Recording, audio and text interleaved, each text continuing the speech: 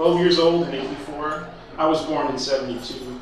The radio in 84 to me sounded widescreen. West End Girls, post-apocalypse, drown out drones, drugs and clubs, rain on streets, cocaine. Michael J. Fox, bright lights, big city, less than zero. The sick in me, 12 meant middle school, meant worst time in my life. Pictures in my head, movies late at night. 12 and 84, I'm not supposed to know what comes next. Comes puberty, comes sex, comes suicide attempt. 12 years old and 84.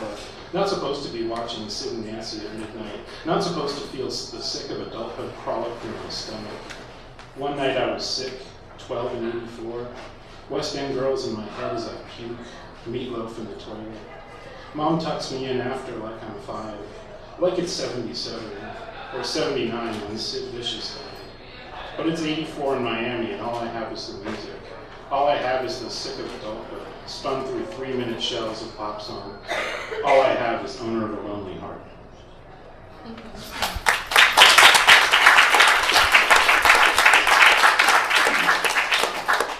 This one's called Keithrow. Faces, keys on a chain, when strung together, make up a life. Add songs, melodies, your story. Wake up next to someone. The someone who stretched out over time, who changed the ways you saw women, the ones you suffered under when you were younger, the one that made it all different, the face that stayed, that changed over time, daily rituals, pits fallen into in the middle of the night. Before the first one born, your mind turned against you, wanted off the road, wanted to set itself on fire, if only for the distraction. It did not want you to grow up, wanted to stay in an eternal 20-something theme park. Driving through the night, through doors, halls, alleyways, the stars, the same geography as the map in the classroom. High school before the Berlin Wall came down. After the wall came down, the same map. Nothing had changed on the map. In that little room, in that little classroom with 35 people, the teacher screaming, "Shut the fuck up!" Same thing as your head along the divider line between East and West Germany. You went there after unification, Berlin, East and West, the border's still there. The way you learned about symbolism through poetry in that little classroom. The same year, shut the fuck up. Borders are not cuts, but bruises. Something you can't touch but feel. The last night before leaving England, dreams of Moors and Tessa the D'Urbervilles, you lost in your own Thomas Hardy novel.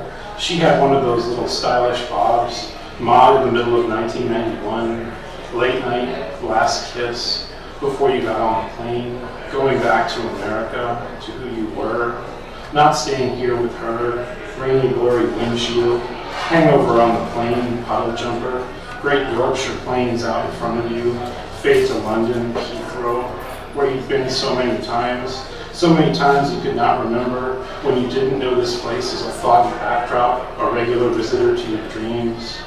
The England you came back to, years later, with the one who changed you, there was no stylish Bob, no Tessa the D'Urbervilles, no Thomas Hardy in the hills, a great towel with all the colors squeezed out, the same tube stops, the trains you were in, all those years ago, Walkman going, clack of track, losing a little bit more of yourself, the romantic bliss of depression, biting your tongue on the juice of a grape.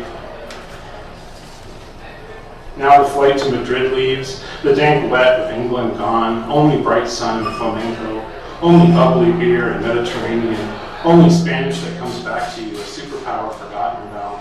Hot night, Granada, 3 a.m., the two of you lying there, so in love, can't sleep, so alive, humming, you shake in her arms, surrender, hand over the keys, control.